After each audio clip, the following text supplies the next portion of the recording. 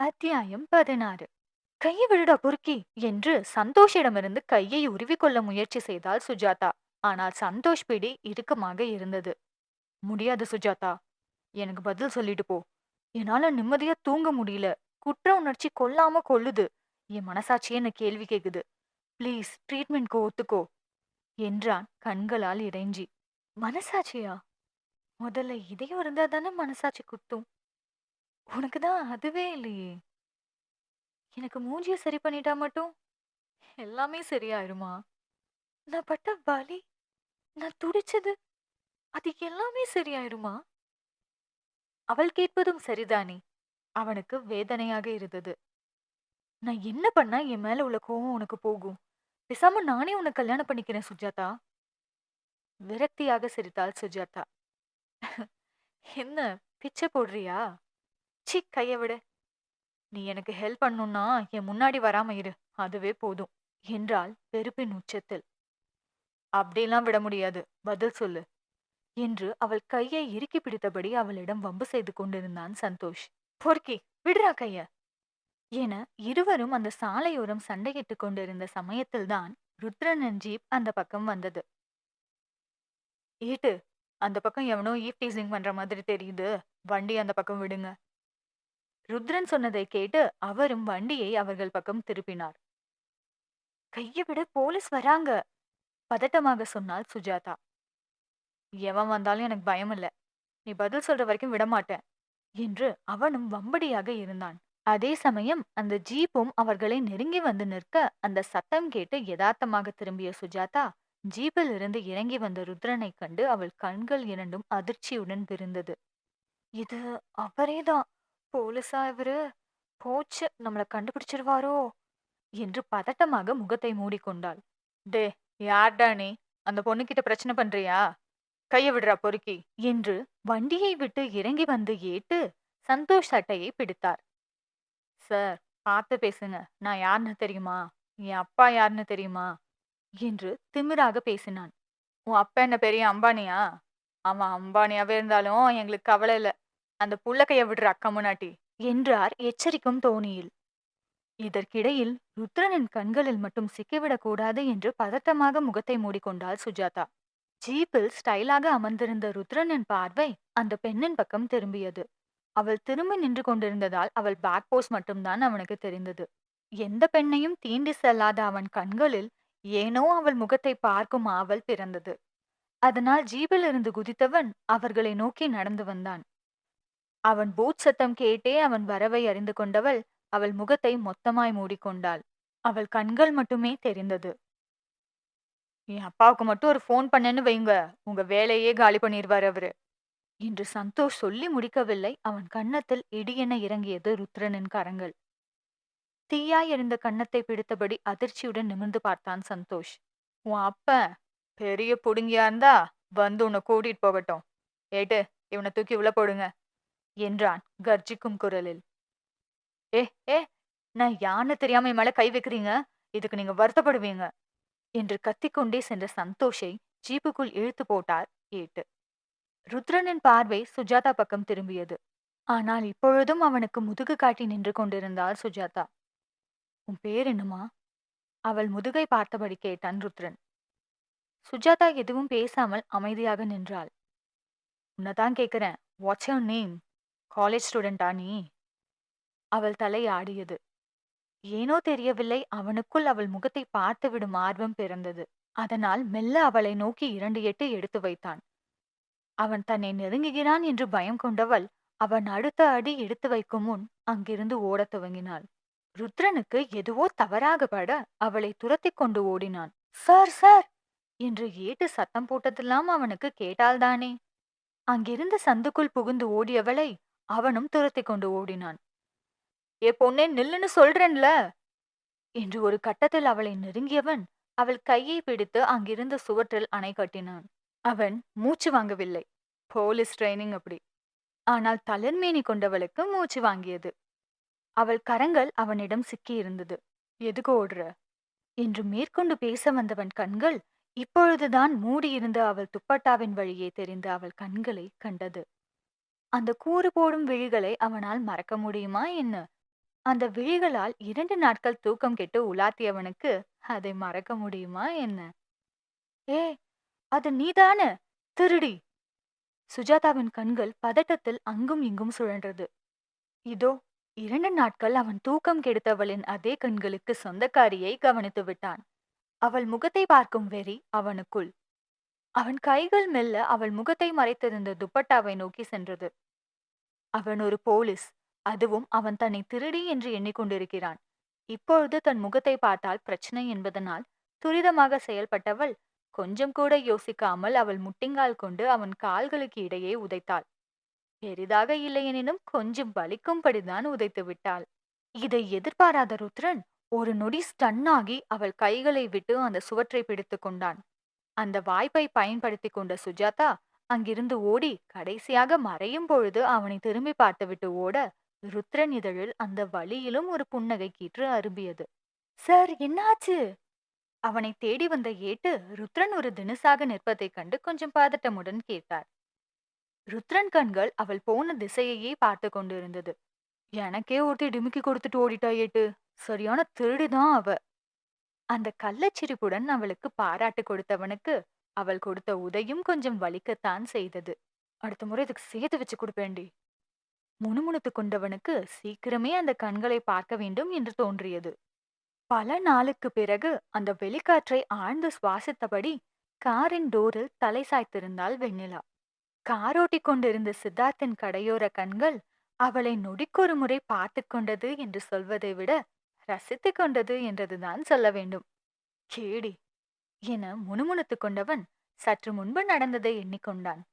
வழக்கம் போல் ஆபீஸில் இருந்து வந்த சித்து ஆர்வமாக அமர்ந்திருந்த வெண்ணிலாவை பார்த்ததும் கண்டு கொண்டான் அவள் ஏதோ கேம் யோசித்து வைத்து விட்டாள் என்று. என்ன கேம்? அந்த டெஸ்கில் கைமுட்டியை ஊன்றி கண்ணை காட்டினாள். ஓஹோ, என்னை விட மேடம் பலசாலியோ? என் கைய சாச்சிருவீங்களா கீழே? நக்கலாக கேட்டான் இதழ் வளைத்து. வெண்ணிலா பதில் பேசாமல் கஞ்சாடை காட்டினாள். அவன் ஃப்ரெஷ்அப் கூட ஆகவில்லை. அவள் முன் அமர்ந்து கைமுட்டியை ஊன்றி அவள் கையை பிடித்தான். யாரின் கை தரையில் படுகிறதோ அவர்கள் தோல்வி அடைவார்கள். பலம் கொண்டு அவர்கள் கையை கீழே வீழ்த்த வேண்டும். அவனுக்கு சிரிப்புதான் வந்தது. அவன் தோளளவே உள்ளவள் எந்த தைரியத்தில் தன்னுடன் மோதுகிறாள் என்று. அவன் நினைத்தால் ஒரே நொடியில் அவள் கையை கீழே சாய்த்துவிட முடியும். ஆனால் அதில் என்ன அவனுக்கு சுவாரஸ்யம் இருந்துவிட போகிறது? அதனால் அவள் என்னதான் செய்கிறாள் என்று ஆடவிட்டு வேடிக்கை பார்த்தான். வெண்ணிலாவும் முயன்று முயன்று பார்த்தாள். ஆனால் அத்தனை சுலபமில்லை அது. கொஞ்சம் கடினமான விஷயம்தான் அவன் கையை சாய்ப்பது கூட. இப்ப கூட ஒன்னும் கெட்டு போகல நிலாச்சலம். லவ் பண்றேன்னு சொல்லு, விட்டு கொடுக்கறேன் என் உசுர கூட என்று கண்ணடித்து சொன்னவனை கண்டு அவள் முகம் கோபத்தில் சிவந்தது. கோபப்படும் போது தாண்டி நீ இன்னும் அழகா இருக்க. கன்னத்தில் கை வைத்து சொன்னவன் அவள் சின்ன சின்ன அசைவை கூட ரசித்தான்.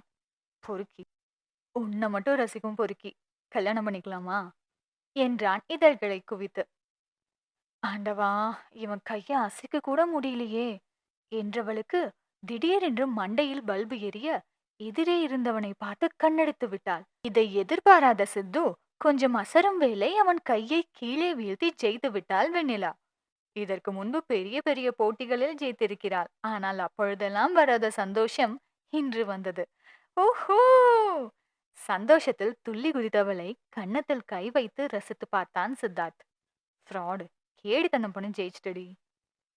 அதெல்லாம் மேட்டர் இல்ல, நான் ஜெயிச்சிட்டேன். இப்ப வெளியே கூட்டிட்டு போறியா இல்லையா என்று இல்லாத காலரை தூக்கி விட்டவளை எண்ணி பார்த்தவனுக்கு இப்பொழுதும் அவள் கண்ணடித்ததை நினைத்து உடலெல்லாம் ஜிவ்வென்று இருந்தது.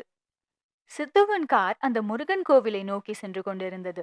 அதே சமயம் விருமாண்டி அனுப்பிய ஆட்கள் வெண்ணிலாவின் போட்டோவை வைத்துக்கொண்டு அந்த கோவில் பக்கமாய் தேடிக் கொண்டிருந்தார்கள். சித்துவின் கார் அந்த கோவில் முன்னே நிற்கும் நேரம் அந்த அடியாட்களும் அவர்களை நோக்கி வர சரியாக இருந்தது. அத்தியாயம் 17. பல நாட்களுக்கு பிறகு சுதந்திர காற்றை சுவாசித்ததனாலோ இல்லை கோவிலை கண்டதாலோ தெரியவில்லை, வெண்ணிலா முகத்தில் ஒரு தேஜஸ் தெரிந்தது. அர்ச்சனை தட்டை வாங்கி கொண்ட நிலா கோவில் சன்னிதானம் நோக்கி நடந்தாள். அந்த அர்ச்சனை தட்டுக்கு பணத்தை கொடுத்துவிட்டு சித்துவும் அவன் ஷூவை கழட்டி வைத்துவிட்டு அவள் பின்னே நடந்தான்.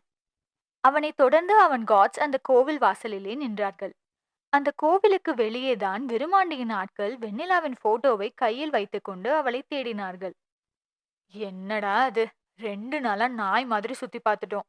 ஆனா அவ எங்க இருக்கானே தெரியலையே என்று எரிச்சலுடன் அந்த புகைப்படத்தை பார்த்தபடி அந்த பக்கம் வந்து செல்லும் பெண்களை ஆராய்ந்து கொண்டிருந்தார்கள் அவர்கள்.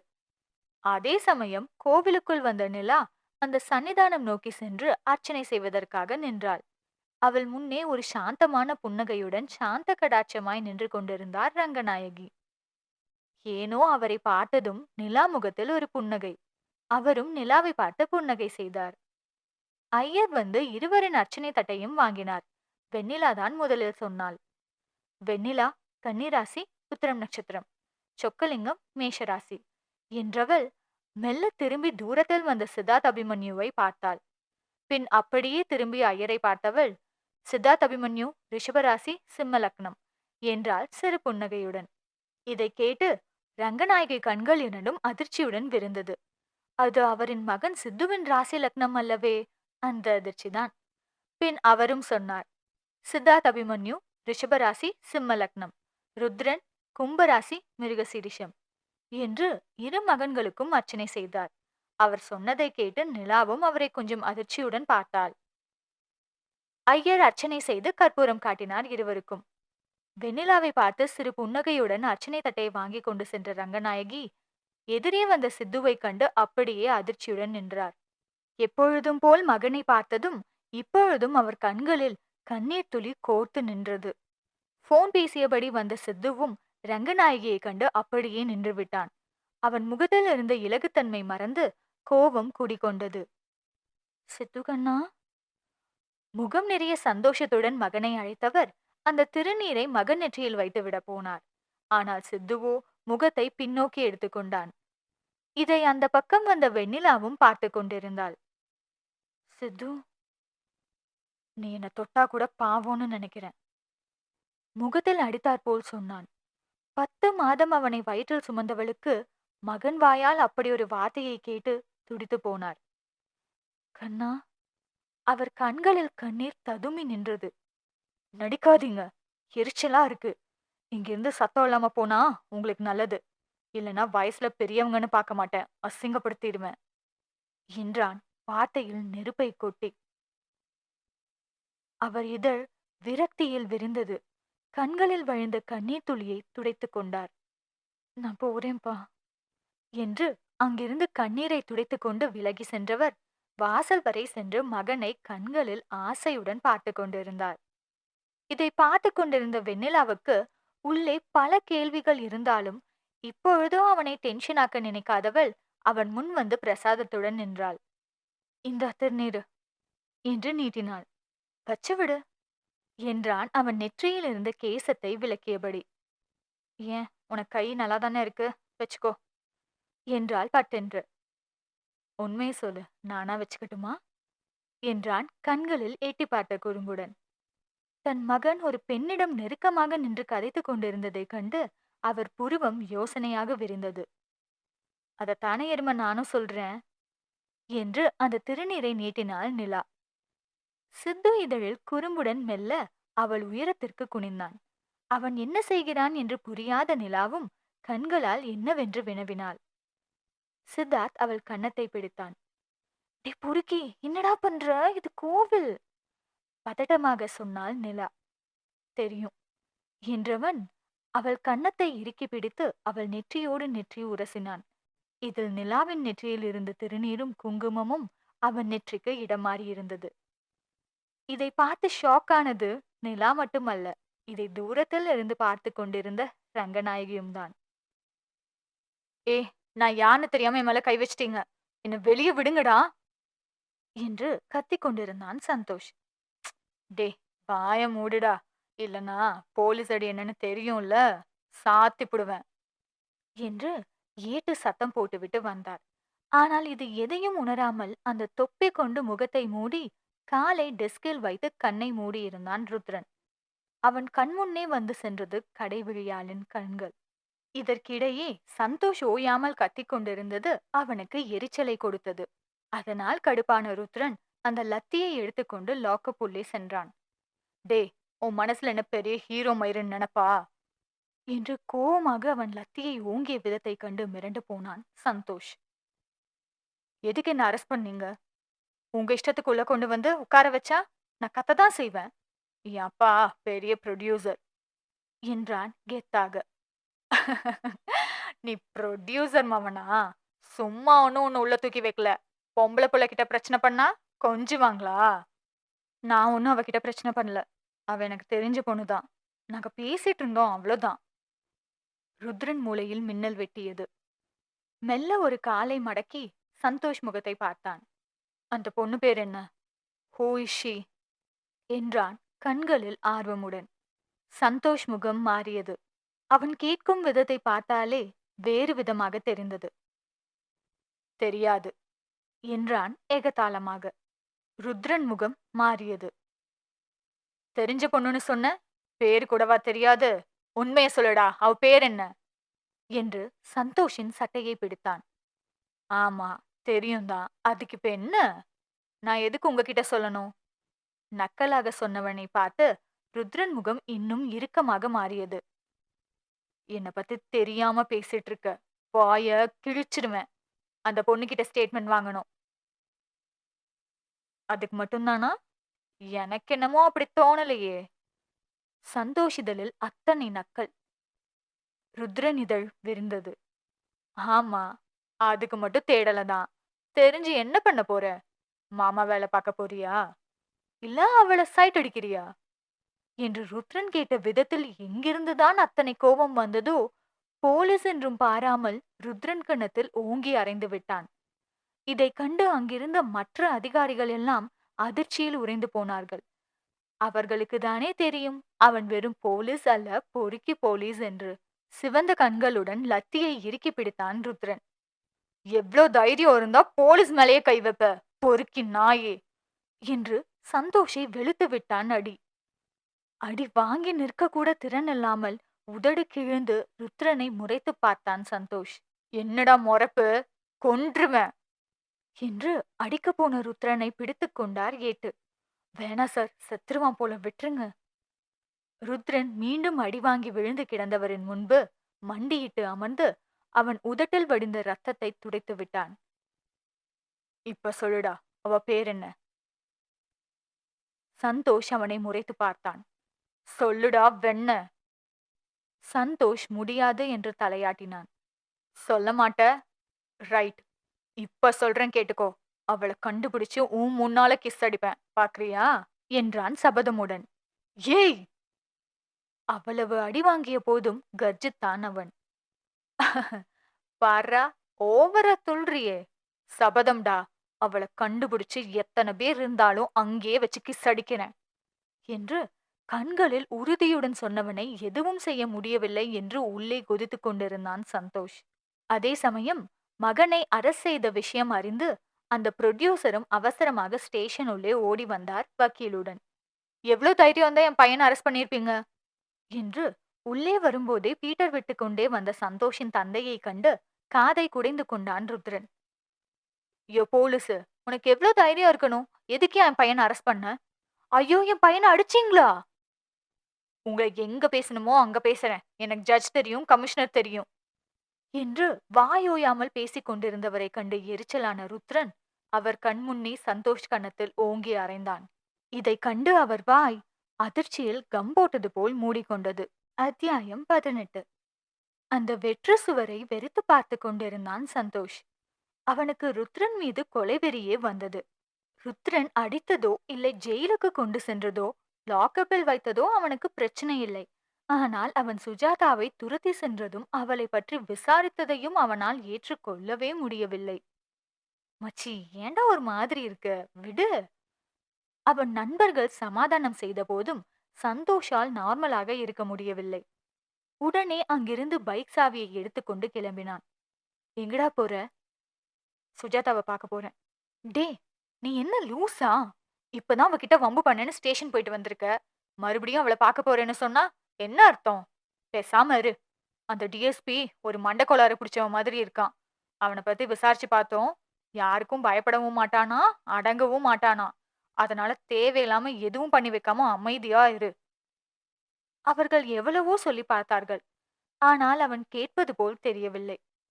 நான் இப்பவே சுஜாதாவை பார்க்கணும் என்று அவர்கள் சொல்ல சொல்ல கேட்காமல் அந்த காலேஜ் உள்ளே சென்றவன், கிறுக்கனை போல் வண்டியை நிறுத்தக்கூட இல்லாமல் கீழே போட்டுவிட்டு உள்ளே ஓடியவன் அவளை கிளாஸ் ரூமில் தேடினான். ஆனால் அங்கே சுஜாதா இருப்பது போல் தெரியவில்லை. அதனால் லைப்ரரி சென்று தேடினான். அவன் எண்ணியது போல் அங்குதான் படித்துக் கொண்டிருந்தாள் சுஜாதா. அவளுடன் இன்னும் சில பேர் அமர்ந்து படித்துக் கொண்டிருந்தார்கள். ஆனால் அதை பற்றியெல்லாம் அவன் கவலை கொள்ளவில்லை. நேரடியாக சுஜாதாவின் கையை பிடித்து அந்த புக்ஸ் இருந்த அலமாரி பக்கம் அழைத்து சென்றான். ஏ, என்ன பண்ற? அவனிடமிருந்து கையை உருவிக் கொள்ள நினைத்தாள் சுஜா. ஆனால் அவன் பிடி இறுக்கமாக இருந்தது. சுஜாதா, எனக்கு ஒரு விஷயம் சொல்லு. அந்த டிஎஸ்பி ருத்ரன உனக்கு தெரியுமா? அவள் கண்களை பார்த்தபடி கேட்டான். அவன் பெயரை கேட்டதும் சுஜாதாவின் கண்களில் ஒரு அதிர்ச்சி. ஏன்? கேட்டதுக்கு பதில் சொல்லு. தெரியுமா? தெரியாது. அப்புறம் எதுக்கு அவன் உன்னை பத்தி விசாரிக்கிறான்? அது மட்டும் இல்ல, அவன் என்று எதையோ சொல்ல வந்தவன் அதை சொல்லாமல் மறைத்து விட்டான். என்ன? இங்க பாரு, இனிமே நீ அவன் கண்ணுல சிக்கக்கூடாது. ஒருவேளை உன்கிட்ட ஏதாவது பொறுக்கித்தனமா பிஹேவ் பண்ணாலோ இல்ல பிரச்சனை பண்ணாலோ என்கிட்ட சொல்லு. அதை கேட்ட சுஜாதா இதழ் நக்கலாக விரிந்தது. அதற்கான அர்த்தம் அவனுக்கு புரியதான் செய்தது. உன்னை விடவா இனியொருத்தன் தன்னிடம் பொறுக்கித்தனமாக நடந்து கொள்ளப் போகிறான்? உன்னை விடவா அவன் தன்னை டார்ச்சர் செய்து விட போகிறான் என்பதே அந்த சிரிப்புக்கான அர்த்தம். என்ன பாத்துக்க எனக்கு தெரியும். உன் முகத்துல முழிக்கிறது கூட பாவம்னு நினைக்கிறேன். அன்னைக்கு பாவம் பார்த்து உனக்கு வாழ்க்கை பிச்சை போட்டிருக்கேன். அதை ஏன்டா பண்ணோன்னு யோசிக்க வச்சிடாத. முதல்ல என்ன தொட்டு பேசுறது நிறுத்து. அருவருப்பா இருக்கு என்று எரிச்சலுடன் சொன்னவள் அவனிடமிருந்து கையை உருவி கொண்டு சென்றாள். வார்த்தையால் வதைத்து செல்பவளை வெற்று பார்வை பார்த்து கொண்டிருந்தான் சந்தோஷ். உண்மைதானே? அவனை விடவா அவளை வதைத்து விட முடியும்? தான் இத்தனை கஷ்டம் கொடுத்த போதும் அவள் தன்னை மன்னித்து விட்ட போதுதான் அவன் காதல் இன்னும் இன்னும் ஆழமானது. அவள் எப்படி இருந்தாலும் சரி, அவனால் சுஜாதாவை யாருக்கும் விட்டுக் கொடுக்க முடியாது. சந்தோஷுக்கு ஒரு விஷயம் மட்டும் தெளிவாக புரிந்தது. ருத்ரன் இன்னும் சுஜா முகத்தை பார்க்கவில்லை. அவள் யார் என்றும் தெரியாது. அது அப்படியே இருக்க வேண்டும். ஒருவேளை சுஜாதா முகத்தை பார்த்தால் நிச்சயம் அவன் மோகம் காணாமல் போய்விடும். அதற்கு பின் அவள் பின்பு வரமாட்டான். சுஜா தனக்கு மட்டும்தான் என கணக்கு போட்டான். இப்படி அவளுக்காக இருவரும் பெரிய போராட்டம் நடத்தி கொண்டிருக்க, அது எதையும் அறியாமல் வழக்கம் போல காலேஜ் விட்டதும் ருத்ரன் வீட்டுக்கு வேலைக்கு சென்றாள் சுஜா. சுஜாதா வேலை என வந்துவிட்டால் கொஞ்சம் கெட்டிக்காரிதான். அதிலும் உடல்நிலை சரியில்லாத தந்தை வீட்டில் இருப்பதனால் எங்கு வேலை செய்தாலும் இரவு 7 மணிக்கு முன்பு வேலையை முடித்துவிட்டு செல்வது அவள் பழக்கம். அன்றும் அப்படித்தான் அவசரமாக வேலை செய்து கொண்டிருந்தாள். ஆனால் ருத்ரனின் பாட்டி அவளை விடவே இல்லை. அதை செய்து கொடு, இதை செய்து கொடு என்று வேண்டும் என்றே வேலை வாங்கி கொண்டிருந்தார். சுஜாதா அடிக்கொரு முறை அவள் கையில் இருந்த பழைய வாட்சை பார்த்து கொண்டாள். அதுவோ 7 தாண்டி சென்றது. ஏ, வாழ்க்கை பஜ்ஜி எடுத்துட்டு வர சொன்னா வாட்ச பார்த்துட்டு இருக்க? போடி, போய் சொன்னதை செய் என்று நக்கலாக இதழ் வளைத்து சொன்ன பாட்டி ஒரு டெவில் போலதான் தெரிந்தார். அவளும் அவர் கேட்பதையெல்லாம் செய்து கொடுத்து கடைசியாக கிளம்பலாம் என்று நினைக்கும் பொழுது அவளை ஒரு கப் பால் மட்டும் மாடி வழியாக எடுத்து வர சொன்னார் அந்த பாட்டி. காசு வாங்குகிறாள், அதனால் அவள் செய்துதான் ஆக வேண்டும். இருந்தபோதும் அவள் தந்தை பாவம் காலையிலிருந்து உணவின்றி கிடப்பார். லேட் ஆயிடுச்சு மேடம். கொஞ்சம் தயங்கி தயங்கிதான் சொன்னாள். வந்ததே அந்த பாட்டிக்கு கோபம். வேலைக்காரன் நாயே, நான் சொல்ற வேலைய செய்யறதுதான் உன் வேலை. காசு வாங்குறல்ல, அப்ப வேலைய பாரு. நீ என்ன கவர்மெண்ட் வேலைய பாக்குற? வந்த உடனே போறதுக்கு. வீட்டு வேலை பாக்குற நாய்க்கு என்னடி நேரம் காலம்? இப்ப மட்டும் நான் சொன்னதை எடுத்துட்டு வரலன்னு வெய்யி, அப்புறம் உன்னால அடுத்த நாள் இங்க வேலைக்கு வரவே முடியாது என்று கர்ஜனையாக சொல்லிவிட்டு சென்றார். பாவம், சுஜாவுக்கு வேறு வழி இல்லை. இதைவிட அதிக சம்பளத்துக்கு அவள் வேறு வீட்டுக்கு செல்ல முடியும். ஆனால் இங்கேயாவது பாட்டி வேலை சொல்லிதான் வதைக்கிறார். அங்கே இருக்கும் ஆட்கள் தவறாக பார்ப்பார்கள். கண்ட இடத்தில் கை வைப்பார்கள். அவ்வளவு ஏன், ஒரு முறை அசிங்கமான வீடியோவை போட்டு பார்க்க சொன்னார்கள். இப்படியெல்லாம் டார்ச்சர் நடக்கும் அங்கே. அதனால்தான் அவர்களுக்கு இது எவ்வளவோ மேல் என்று பொறுத்துக் கொள்கிறாள். வேறு வழியில்லாமல் கடைசியாக அவர் சொன்னது போல் மாடி பக்கம் சென்று பாலை கொடுத்துவிட்டு வந்தவள் அங்கிருந்து செல்லலாம் என நினைக்கும் சமயம் பட்டென்று கரண்ட் கட் ஆனது. ஜெனரேட்டர் கூட ரிப்பேரில் உள்ளது. பாவம் பாட்டி தனியாக இருப்பாரோ என்று அந்த மெழுகுவர்த்தியை தேடி கண்டுபிடித்து பற்ற வைத்தவள் திரும்பும் வேளை அந்த மெழுகுவர்த்தி வெளிச்சத்தில் அவள் முன்னே நின்று கொண்டிருந்தான் ருத்ரன். அவளுக்கு ஒரு நொடி மூச்சே நின்றது போல் இருந்தது அவனை இத்தனை நெருக்கத்தில் கண்டு. அந்த கோவிலை சுற்றி மௌனமாக நடந்தார்கள் சித்துவும் வெண்ணிலாவும். அவள் அந்த பெண்மணியை பற்றி அவனிடம் எதுவும் கேட்கவில்லை. அமைதியாகவே நடந்தாள். எதுவும் கேட்க மாட்டியா? அவனே பேச்சை துவங்கினான். எத? தெரிந்தும் தெரியாதது போல் கேட்டாள். அவங்கள பத்தி? சித்துவுக்கு தெரியும் நிச்சயம் வெண்ணிலா அவரை பார்த்திருப்பாள் என்று. அவங்க என் அப்பாவோட பொண்டாட்டி என்றான் எங்கோ பார்த்தபடி. வெண்ணிலா அவனை திரும்பி பார்த்தாள். அதுக்கு அம்மானு கூட சொல்லலாமே. சித்துவின் இதழ் விரக்தியாக விரிந்தது. அம்மாவா? அம்மாக்கான அர்த்தம் என்னன்னு தெரியுமா? அது எவ்வளவு புனிதமான வார்த்தைன்னு தெரியுமா? அவங்க கடவுளுக்கு நிகரானவங்க. அப்படிப்பட்ட ஸ்தானத்தை கேவலம் இவங்க கூட கம்பேர் பண்ணவும் முடியாது. அவங்கள அப்படி கூப்பிடவும் முடியாது.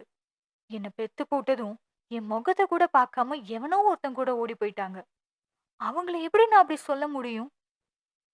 வெண்ணிலாவுக்கு என்ன சொல்வதென்றே தெரியவில்லை. என் வாழ்க்கையில எனக்கு எல்லாமே இருந்தது, அன்பை தவிர. நான் ஆசைப்பட்ட ரெண்டே விஷயம்.